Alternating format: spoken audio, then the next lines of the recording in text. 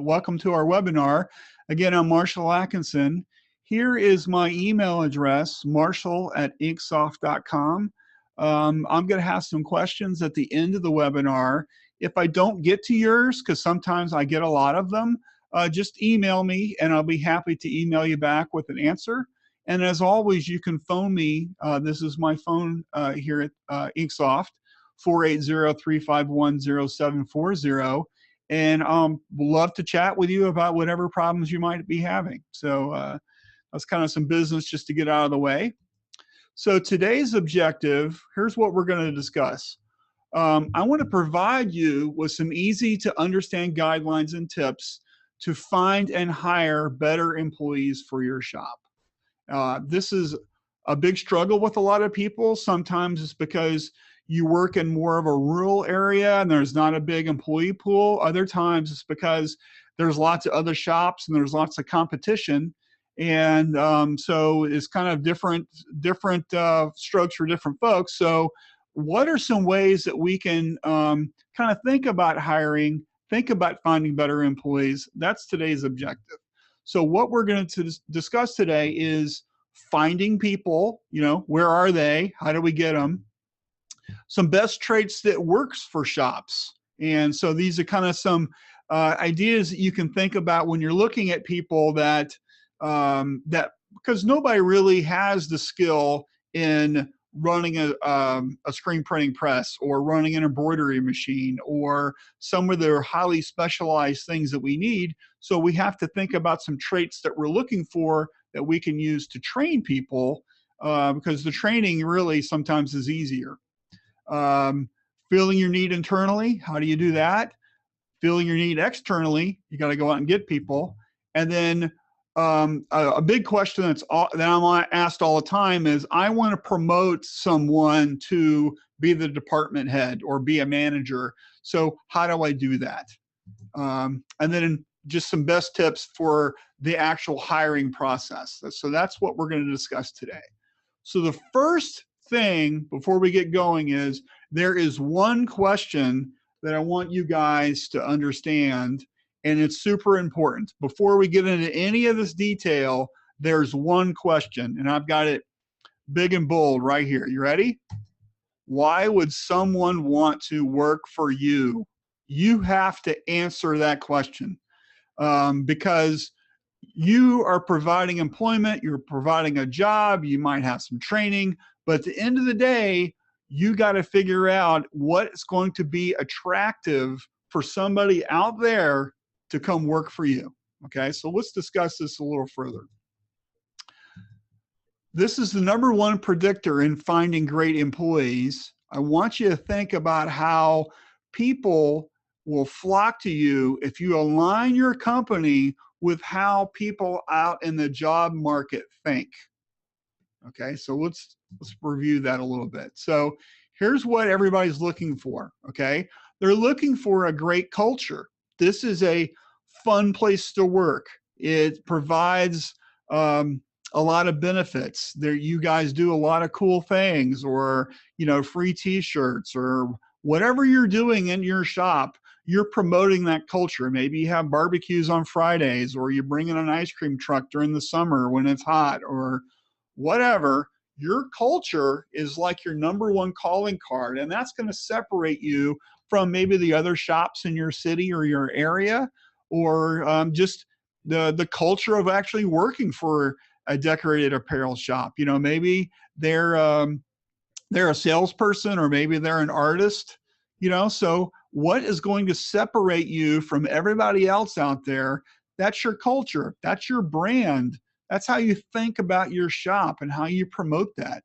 And so when they go to your Facebook page, or they go to your Instagram page, or maybe you've got a Pinterest page or some boards going, what are they seeing? Are they seeing happy, smiling employees? Are they seeing fun activities? Do you guys participate in local community events? So a lot of that has to do with your culture. So you really kind of need to think about that. That's really great for employees. Next is your company successful? You really have to show that. Nobody wants to go work for a company that, in 3 months, they might not be able to meet payroll. So, if you're just starting up or you've had some financial difficulties, or maybe you've been laying people off because you don't have any work, you're going to have a hard time finding people, because people want to work where the company is successful, and they know that they don't have to worry about if they're going to get a paycheck on Friday. So you want to really promote that, and you want to talk about that and the things that you do, and that you've been in business for 20 years or whatever. You want to show that. So don't hide that and don't forget it. So that's really important. Next is, you're going to make an investment and you're going to train them in whatever job opening you have. I think this is really important. People want to know that when they come to work for you, that it isn't just what they want to see what the next step is going to be in their career. Is there a career path there?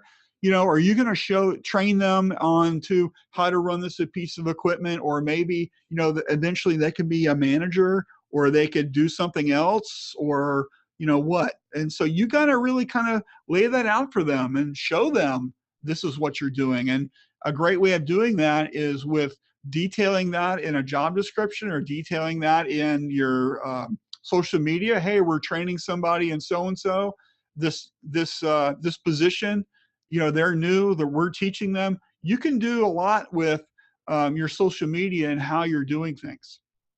Next is competitive pay. Everybody wants to get paid. And so are you offering realistic pay? And so I know that I've talked with a lot of shops, and sometimes people have very unrealistic expectations. They want a super senior, awesome printer, and they want to pay them $9 an hour. And that just really doesn't add up a lot of times. And so you got to really think about what you're willing to offer to solve that production issue, or for a salesperson or customer service, or an artist. What does in your area, what are people making? And you need to be competitive with that. And so think about that. Next, it's benefits. You're offering insurance. Do you get paid time off? Do you get vacation? Do you get whatever you get? What are your benefits to working there? Some shops have great benefit packages. Other shops don't offer anything, just because they're not big enough. And so how are you going to solve that? So you got to be thinking about that. So let's talk about how to find these people. So the best employees will often come from those that you already know. Okay. So networking. Okay. This means that you got to get out of your shop, and you got to attend some events, and you got to kind of find some people out there, and always be looking. I know personally, a lot of the people that I've hired, I knew them from somewhere else. And I was able to recruit them because I knew them from, they were working on from a different company, or maybe they worked in a different city, or maybe they worked in a different type of industry, so salespeople, customer service people, artists, that type of stuff. You can recruit to work for them just because you know them from somewhere else. So this means Chamber of Commerce. This could be association groups. This could be just with volunteering. Sometimes you meet some great people in different philanthropic events around your community. So it's like one of these things where you're always kind of need to be looking, have your business card ready, and LinkedIn's great for that, just to keep in touch with people. So your network is really, really important. Next is to really know what you want and be specific. A lot of shops, especially smaller ones, haven't written job descriptions. And one of the things that I think that everybody needs to do is, with a job posting, you need to have some sort of pay or salary range.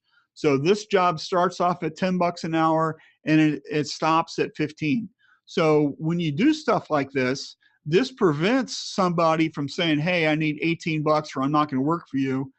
You're not going to waste their time or your time even talking to them, because you have that salary range in mind. And so somebody looks at your job posting, they know what the expectations are before you get into it. You don't have to haggle over the price. They already know what you're going to pay, and they already have a job description. Here's what I'm going to be doing all day. So this can be just with their job details about, they're going to be doing this, that, or the other thing, but also what time will they come to work? Does your shift start at 6:30 in the morning? How are they going to take their kids to school? So that type of stuff really matters, and it's important to have that in your job descriptions about what you want.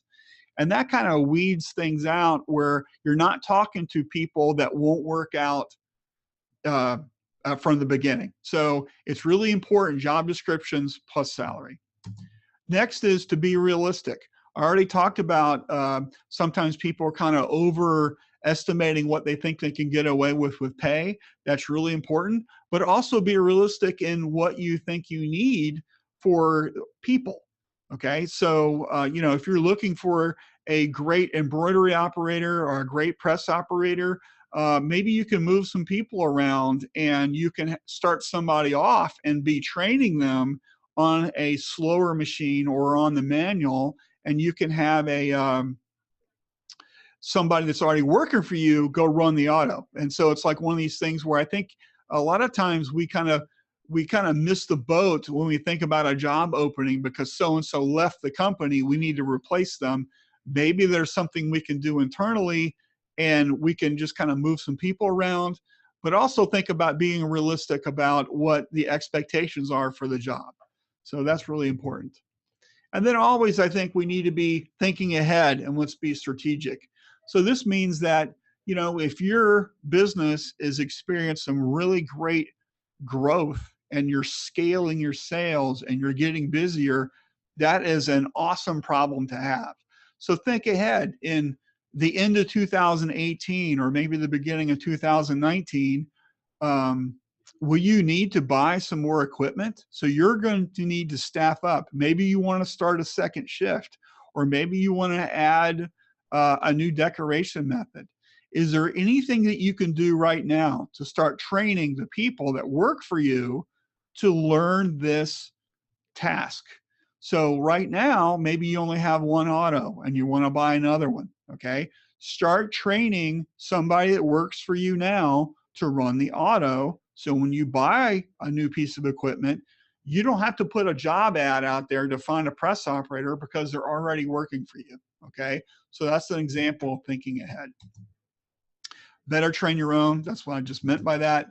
And then the next thing is you need to communicate the position, okay? So before you post an ad, right, talk to the people that work for you. Put it up on your break room bulletin board. Put it on your website. Put it on LinkedIn. Make a nice looking kind of an ad that you can share on your Facebook or Instagram or whatever social media channels you use. That, hey, we're looking for so and so. This is a position that we have. Please let us know if you're interested. LinkedIn's great for that. LinkedIn is, especially if it's a more professional position. But you can use all your social media channels. And what's great is if you have a job board on your website. A lot of shops don't have this.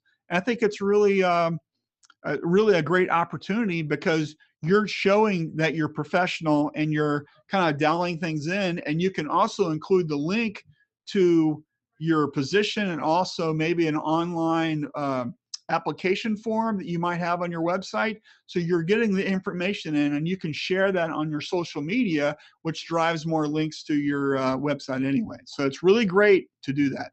I always get recommendations internally. What I found is that a lot of times the people that work for you already know what a great company you are, okay? They might know their cousin Fred, Susie, who works across town at some other shop. A lot of times people move from shop to shop to shop as they're trying to build their career. They might know that so-and-so is very unhappy with their manager and is looking to make a jump, okay? They might already know that. So it's really important that you think internally about, hey, I'm looking for stuff. I'm looking for somebody to help out with this. Maybe you need a new catcher, or maybe you need somebody in shipping or whatever. You want to ask the people that work for you first, because they might know somebody. I know a lot of shops have really great success by offering a bonus to the person who recommends somebody that ultimately is hired. You know, $100 or $200 or $250 goes a long way for that. And then that's payable after that employee's hired and reaches their 90-day mark, okay, which is 3 months. So it's really important to do that. I think you can find some great success with that. I know I have in the past. And then, you know, on social media, I talked about that. And also there are great forums out there, websites, agencies, services. You know, it's really important to not forget about that. So in our industry, there's tons of Facebook groups. I'm in a whole bunch of them. But also, you know, you can use Indeed, or you can use your local newspaper. There's also temp agencies and services that you can reach out to. These are great places to find people. So, but you have to communicate what that position is with, of course, a job description that includes a salary range. Okay, so let's switch gears here to the 10 best traits. Now, these are the traits that I look for in employees. And I wrote a blog article just recently about this, but it's the 10 best traits that I always try to find when I'm looking for new employees. So let's take a look. The first is dependability, okay? This is, to me, is the #1 most frustrating thing with employees, is when you got someone that's constantly late, or they just don't show up, or they don't do the work that they're supposed to do. Those are the 3 things that actually really want to make you get rid of somebody. So on a job opening, right, somebody that shows up early is a super plus. Somebody that can't find your location, that's 10 minutes late, regardless if they can't find it, they should have figured it out. It's real easy these days with a cell phone to go, it's 28 minutes to this address. So you leave with, 10 minutes before that. You should arrive 10 minutes early. I mean, it's just one of these things. It's not that difficult. So, so dependability is a big thing for me. I like to know that the people I'm hiring are going to be there. And so it's really important that when you're talking with people, when you're looking at things, that this is the #1 thing that you look for. I know I do, and it's super important. So always look for dependability traits in people. And this is just how they communicate, you know, and do some things. So we'll get into more about that later. The next is work ethic, okay? You want somebody who has a proven track record that they're a really hard worker, okay? So this is one of these things that on their resume, are they interested in other things, okay? So a person, to me, that volunteers a lot, that has a lot of outside interests, that maybe helps with the philanthropy, or they started some group, or they did some different things, they have different kind of interests. You can dive into this a little bit. So a lot of times it's not just about the jobs that they've been doing, but also about all the other stuff that they're interested in. So when you start asking questions, ask them about their hobbies and what they're interested in.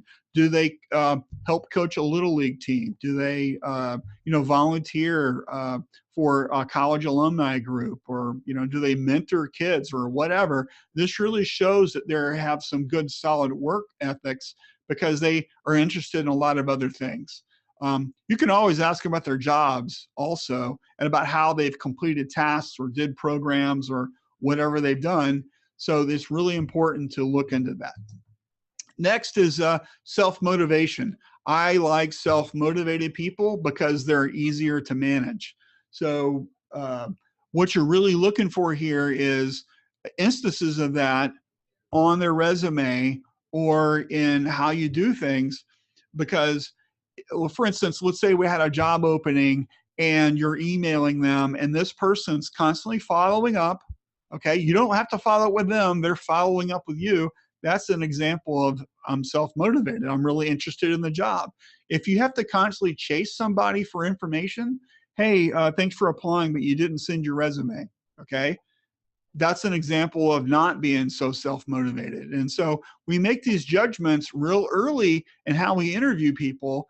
Being self-motivated to me means you're easier to manage. And I'm always looking for stuff like that. Next is a team player. Okay. Your company is basically a big group of people. You want somebody that's going to fit in and contribute to the team and get along with everybody and help everybody out. So you need to see instances of that. Okay.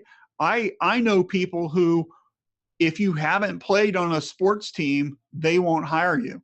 They want that teamwork concept.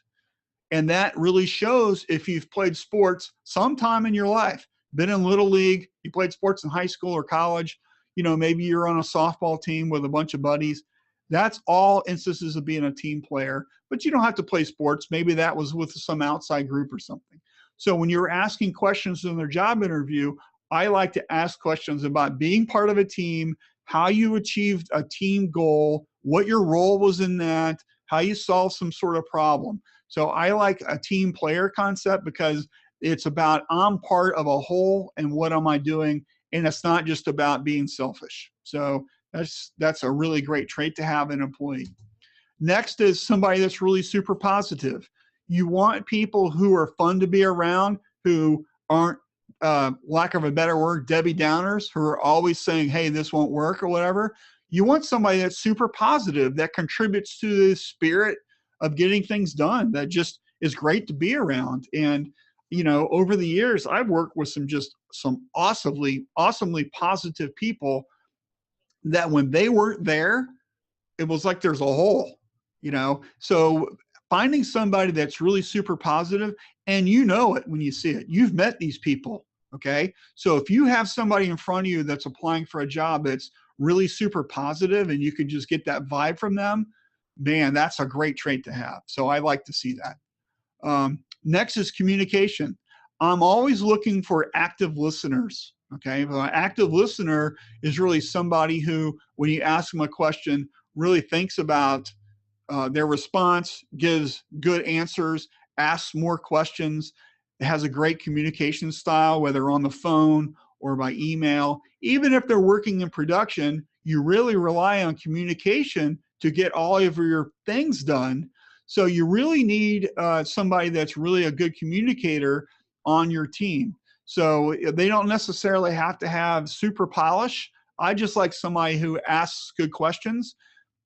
One of the things I've always liked to do, especially in shops, is if somebody had a good interview, I would give them a tour of the shop. If the interview wasn't going really well, I would just say, hey, thank you for coming in. And I would never give them the tour. But the reason I gave the tour was because I would walk through the shop and show them stuff. And it's their opportunity to ask about, hey, how does that work? Or tell me about this. Or, oh, I've done that in a similar job. And so I was always interested in how they perceived the shop and the questions they were asking as part of my kind of test for their communication style. If you're giving the tour and they're just nodding their head, hey, this is the screen room. Oh yeah, okay, great. And they don't really ask many questions, you know, maybe they're not a good communicator. So maybe that's buyer beware. So just a tip there.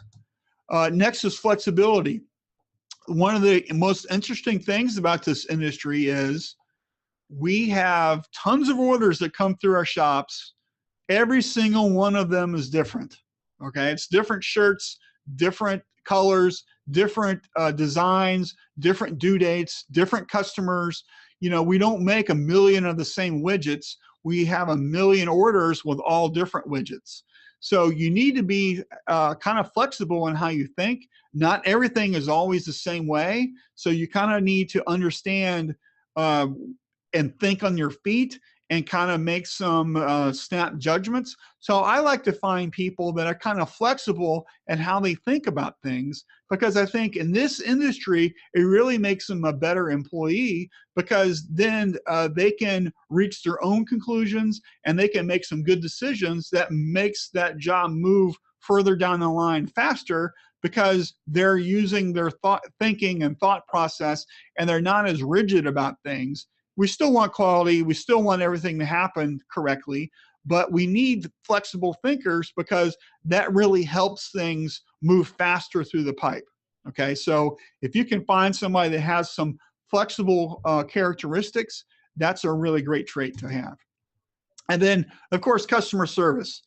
So you've got people who are awesome customer facing, so they deal with your clients and they're make your customers really happy.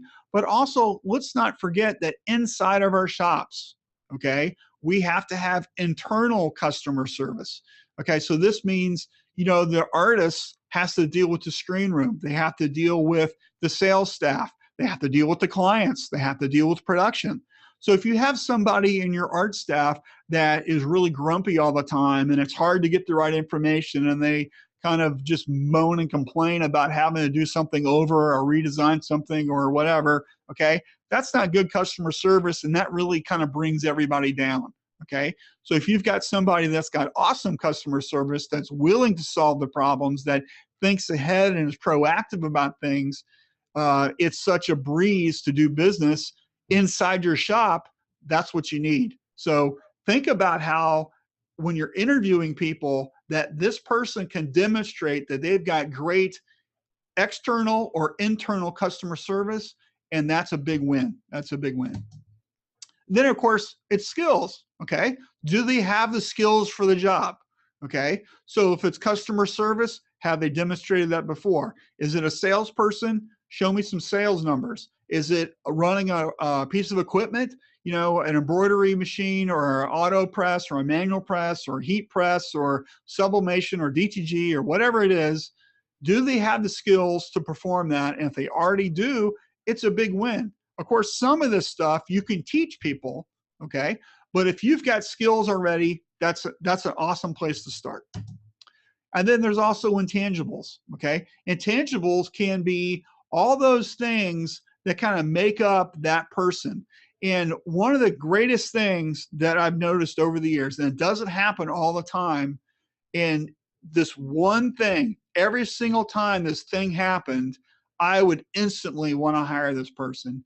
And this is taking notes during the job interview.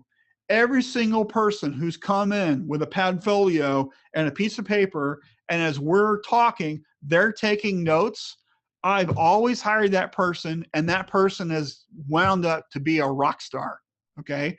Because that really says that you're committed. That really says that they know what they're doing. They're interested in your answers. They've usually almost always had a list of questions that they thought about. They went to the website and they looked something up, and they were curious enough to write a question down for me to answer.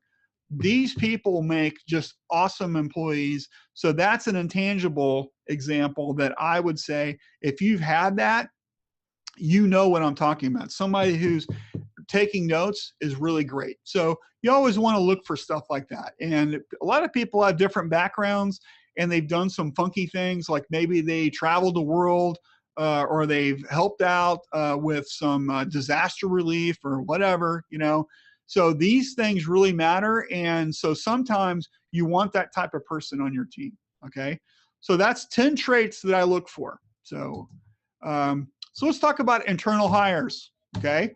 So filling your position needs internally is often the best solution to employee strategic planning and growth.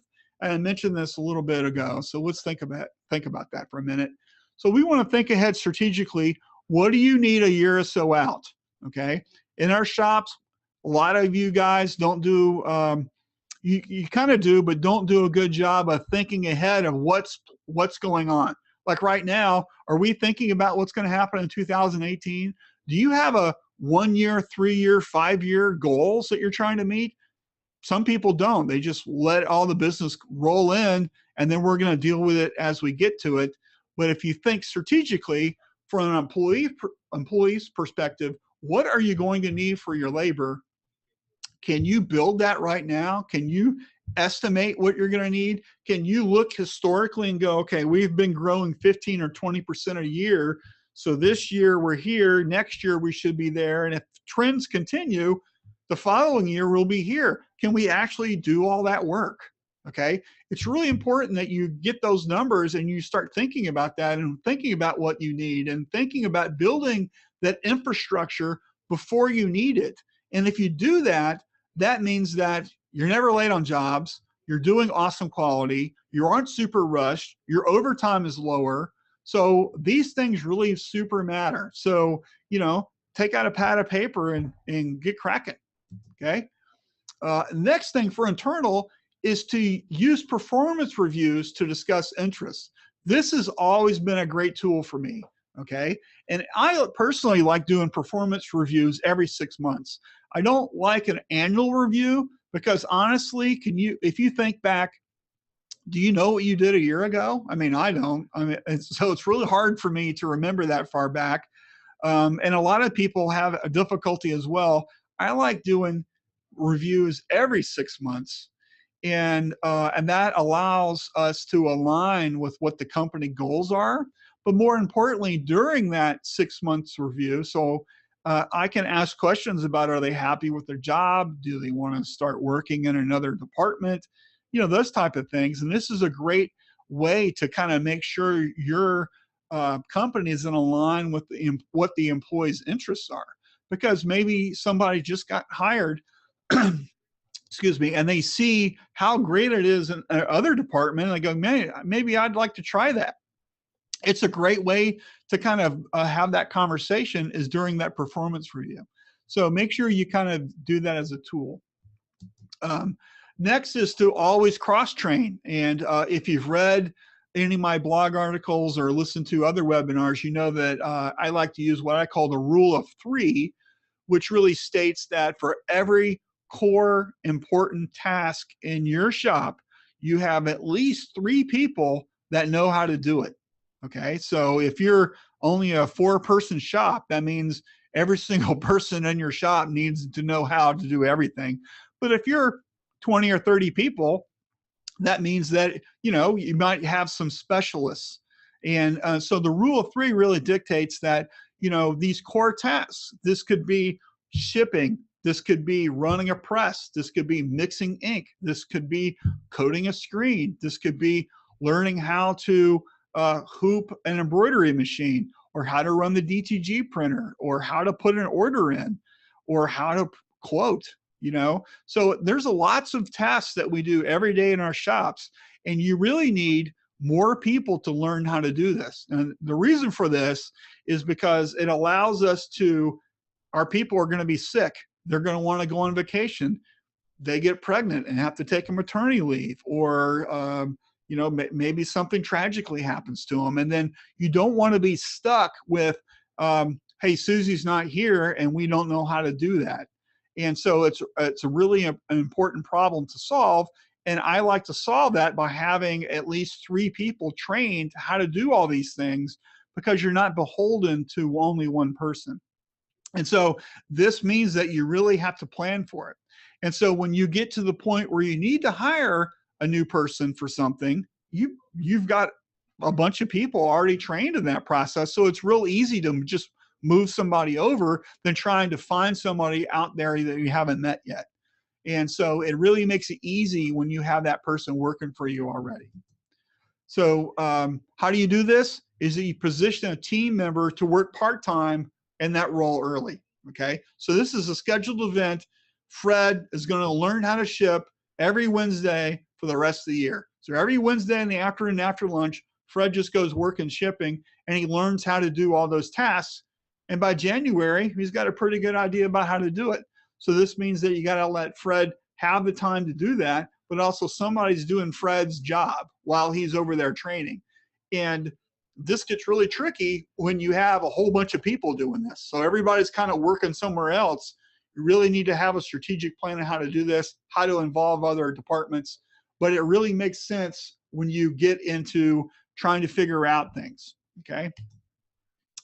And then move and then hire a new place internally too. So this really means that when you get ready to do that, you move to the new person, and then you just hire somebody to replace them on a very lower level, because those are easier to find. Okay, so let's talk about external hires. Okay, this means that we're going outside the company. We got to find somebody. here's some top suggestions that I've used over the years to find that perfect employee. First is recommendations. Is there anybody out there that we know of that we can interview? Okay, we've talked about that. Using social media, LinkedIn, Facebook, Twitter, Instagram. LinkedIn's great, especially for sales and customer service. They also have a really great they got a new feature there about finding people, so use that. Your own website, we talked about that. Industry forums, these are really great, especially the Facebook groups. There is I'm looking for a screen printer. A lot of people are in these groups. Sometimes there's thousands of people in the groups, and you can find some good people out there to work for you. Online job boards or listing services. Temp agencies is what I really wanted to dial in here, especially in decorated apparel shops. Over the years, I've used temp agencies more and more to find that base level employee, okay? So you partner with 1 or 2 temp agencies. They all have different rates. Typically, it's about 1.3 to about 1.4 times what you would pay somebody for that job. So if you're paying somebody, let's say $10 an hour, for the temp agency, you would pay them $13 an hour or $14 an hour because they're making that $3 or $4 on that employee. That's how it works. Okay. So what's really great here though is that you can hire somebody from a temp agency to be a catcher, to be a floater, to be a embroidery trimmer, that type of lower level employee. And then in a couple months, you can see all that whole list of traits. Do they have all this stuff? Okay. And then 3 months, you can hire that person as a permanent employee without paying a financial penalty. And then they can come on board and work for you. So it's kind of like you're trying them out. Okay. And then you can hire them. But what's really cool though is if this person's kind of a slug and aren't really working out, you just call them up and go, hey, Fred's not working out, send me somebody else. The next day, there's a brand new person there that maybe has a better attitude and they've got a better skill set or whatever. And so temp agencies are also great for temps to come work for you when you're super busy. And then when stuff dials down, you just don't have anybody come in. And this keeps your overtime low and your cost for your labor low. So it's a great way if you've got a lot of fluctuations with orders, or getting busy or then not getting busy. Temps are a great way to keep your existing employees happy and employed, and then you ramp up when you need them, and then you can dial it back down. Okay. And then of course, recruiters or headhunters. I've used these over the years on numerous occasions, especially for more highly skilled jobs, not just for your base employees, but if you really want to find a great artist, you really want to find an awesome salesperson, or I really need to find an auto printer that's got 10 years of experience and can print 5,000 impressions a day, okay, here's where you go, because these people are dialed in and they know everybody. And but you got to pay them. And then also, a lot of times if somebody's moving in from out of state, you got to pay their moving costs and stuff.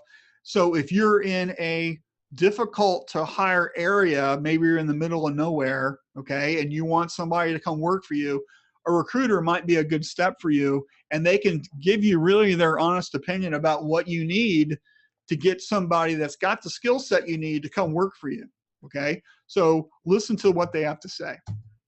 So let's talk real quickly about hiring or promoting managers. I've done this a lot in my career. And here's some things I just kind of want to leave with you. The best in the department doesn't equate to skills leading people. In this industry, the best printer becomes the production manager. The best artist is the art director. Some guy in sales that's got good numbers, he's now the sales manager, okay? That doesn't mean that they're going to be a good department head.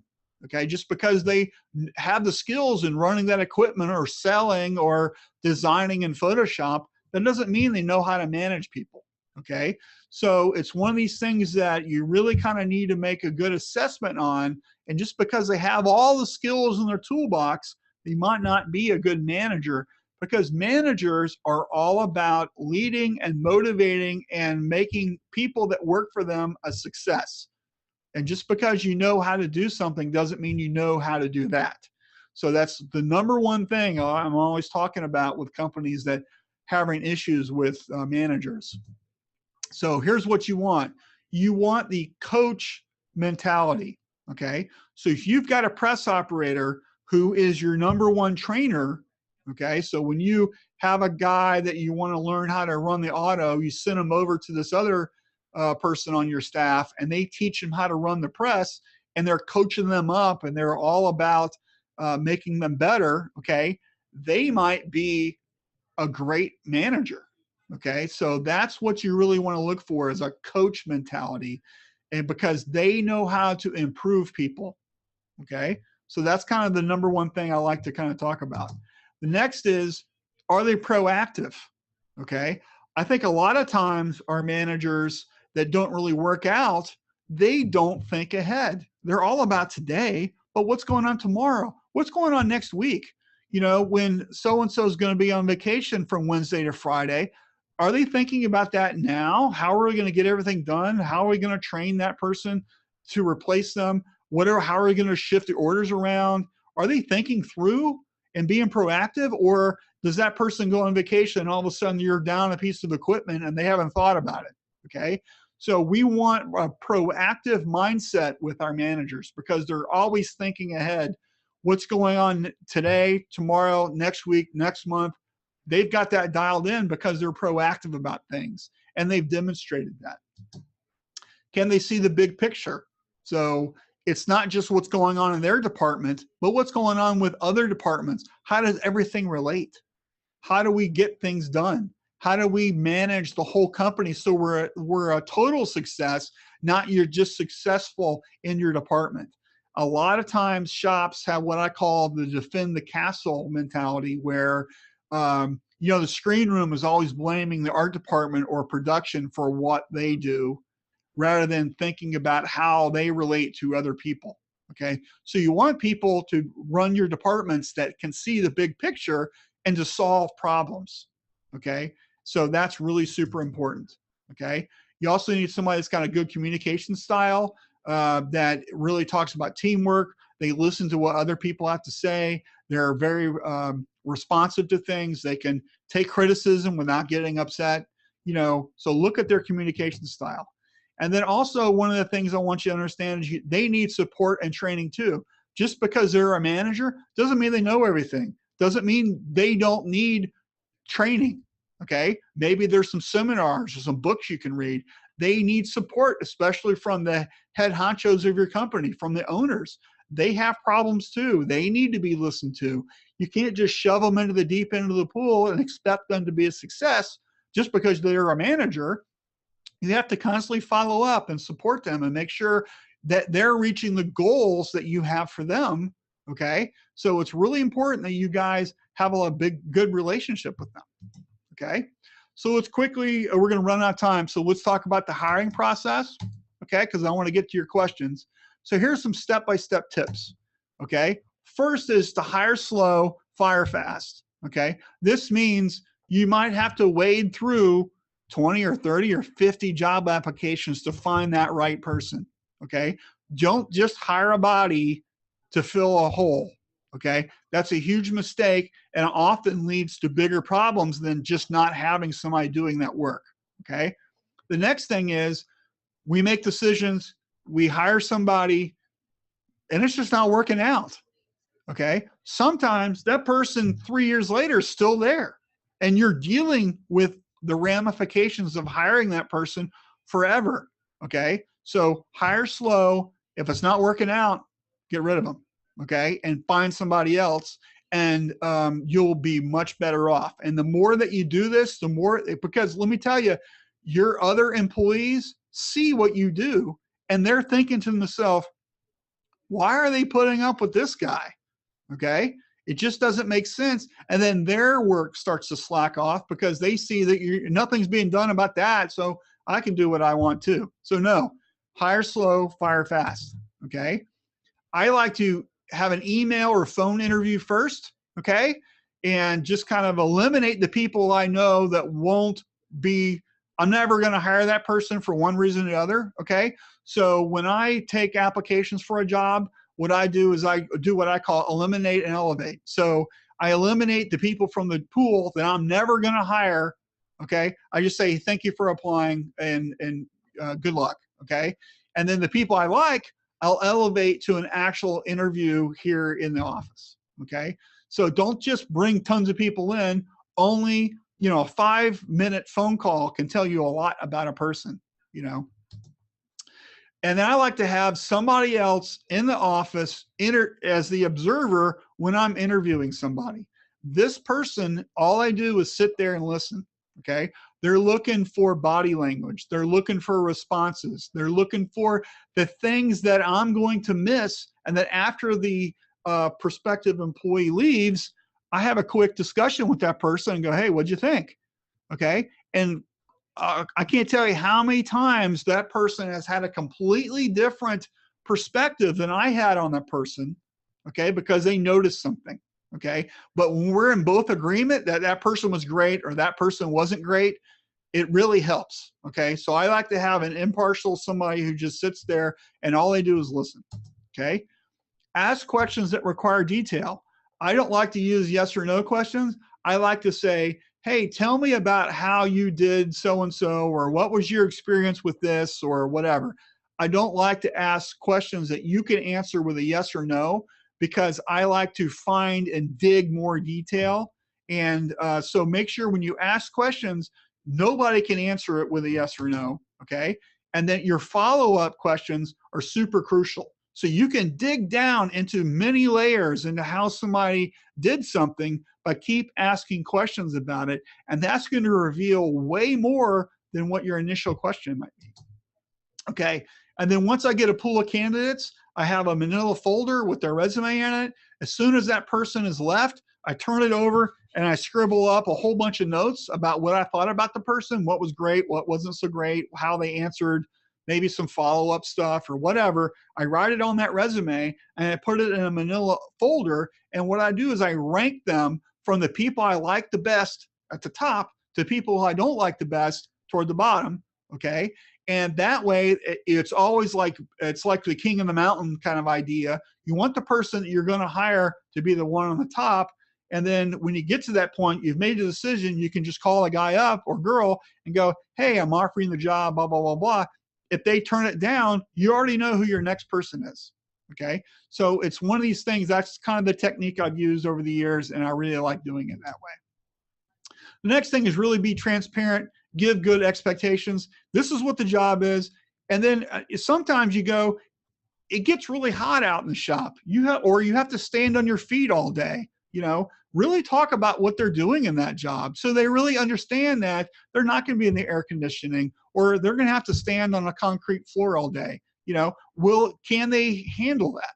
Okay. Or, you know what, as a salesperson, we need you to make 80 phone calls a day, or we need you to do cold calling, or you need to go out and see 20 businesses just by walking in the front door and asking for the owner. Okay.